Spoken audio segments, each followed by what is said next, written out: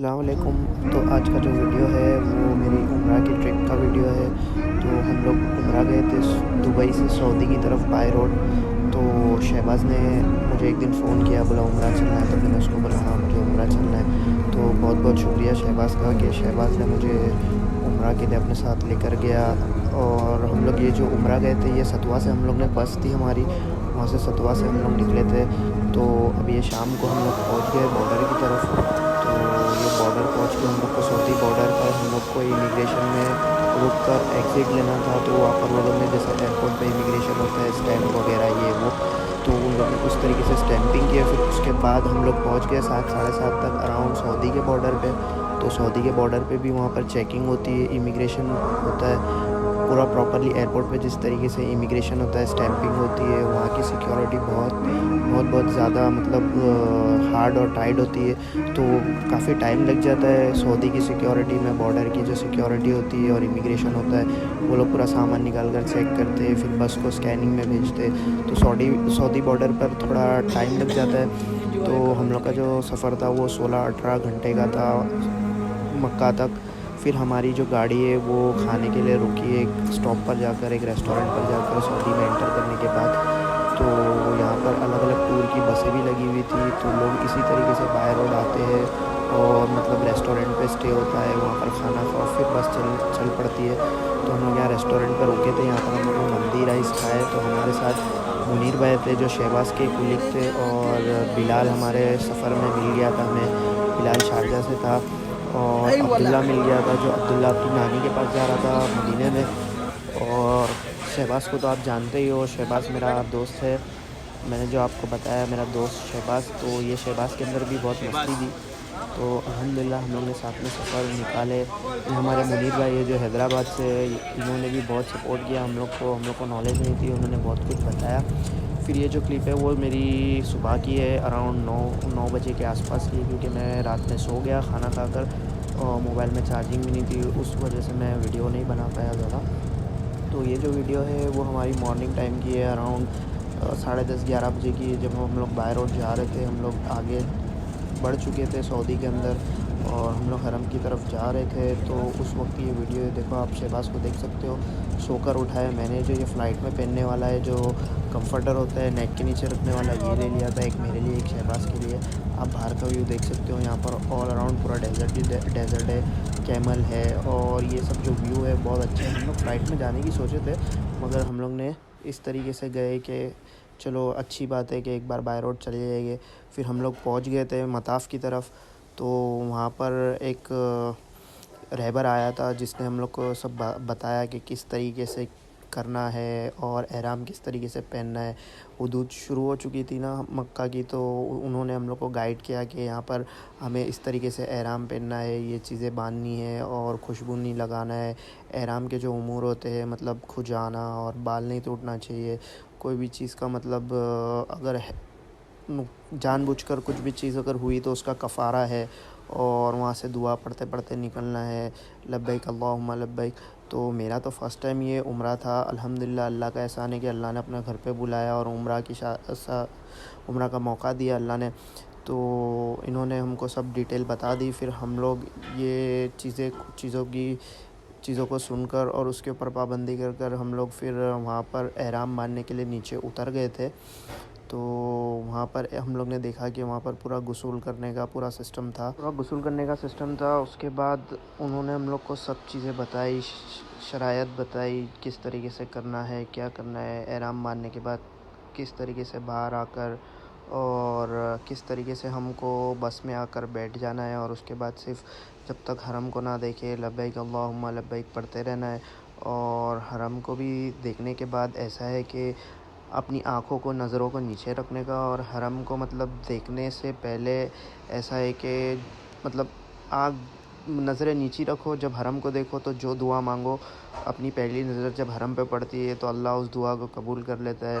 तो अल्लाह हम सब मुसलमान भाइयों को अपने घर की ज़ियारत नसीब करे। और हमें बहुत बहुत ज़्यादा अच्छा लगा जब हम लोग पहुँच गए थे। और ये हम लोग पहले अशरे में गए थे रमज़ान के। मुझे वीडियो बहुत पहले ही डालनी थी मगर मुझे टाइम नहीं मिल रहा था, आने के बाद काम वगैरह शुरू हो गया था। तो उसके बाद मैं वीडियो डाल नहीं पाया। तो यही वो जगह है जिसकी मैं बात कर रहा हूँ, जहाँ हम लोग एहराम पहनने उतरे। हम लोग ने यहाँ पर आए, यहाँ पर गुस्ल किए और इधर गुस्ल करने के बाद हम लोग ने एहराम यहाँ से बांधा था। फिर एहराम बांधने के बाद हम लोग आ गए थे बस में। तो आप देख सकते हो हम लोग ने एहराम बांध लिया है। अब हर किसी ने एहराम बांध लिया है और इन्होंने बताया कि यहाँ से हम दुआ करना शुरू कर दे, मतलब वो तस्बीह पढ़ना शुरू कर दे। लब्बैक अल्लाहुम्मा। ये बिलाल बाजू में बैठा है, ये बहुत अच्छा बंदा था, हमारा दोस्त बन गया था बस में, और ये शारजा से। तो इस तरीके से हम लोग पढ़ते पढ़ते पढ़ते निकल गए। आप मुझे देख सकते हो कि मेरे लिए तो बहुत अजीब सा एक्सपीरियंस था। और यहाँ पर ना गाड़ी पर हाथ लगा सकते थे, एहराम पहनने के बाद कुछ कर सकते थे जब तक उम्रा मुकम्मल ना हो। अगर एक बाल भी टूट गया तो एक बकरा काटना पड़ता है इसके लिए। ये आप देख सकते हो पूरी बस में एहराम पहन चुकी है और बस हम उस तरफ बढ़ने लगे थे।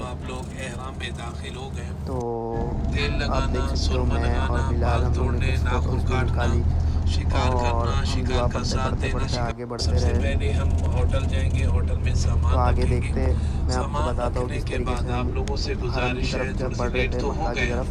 ये तो होता आगे आप रहता है, मेरी कभी वीडियो हमारी देखते तरफ रहिए। से, मैं कभी जैसे बस ही वालों हरम की तरफ से। की साइड हम लोग पहुँचने तो लगे अल्लाह थे, रब्बुल इज़्ज़त तो आसानी वाला।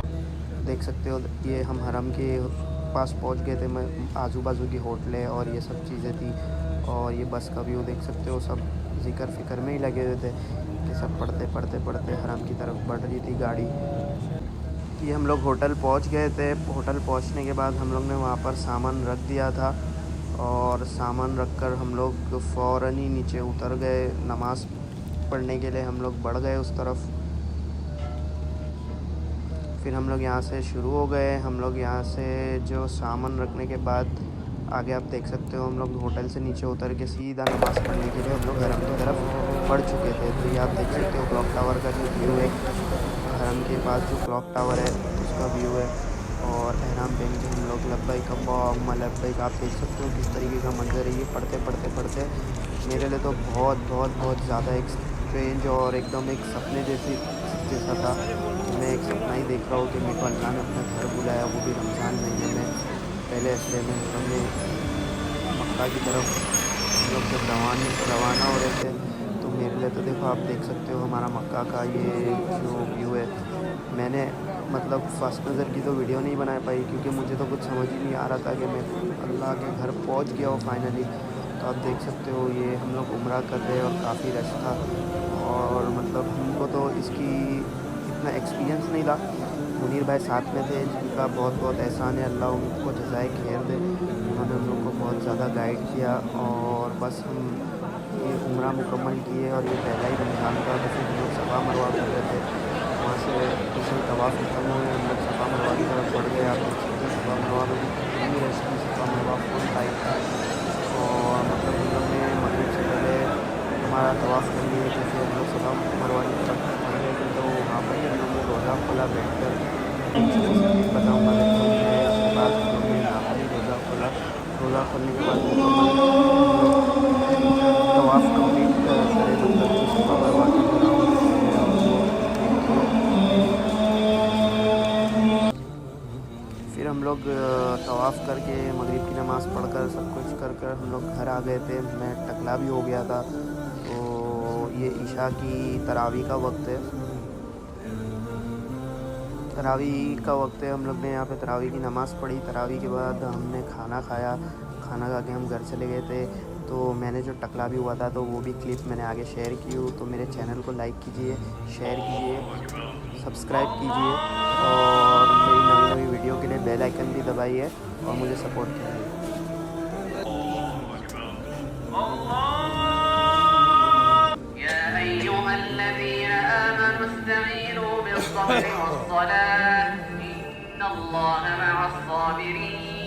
ولا تقولوا لمن يقتل في سبيل الله أموات بل أحياء ولكن لا تشعرون ولنبلونكم بشيء.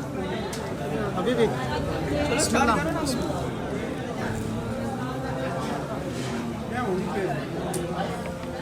यार सलाम प्याज नहीं है।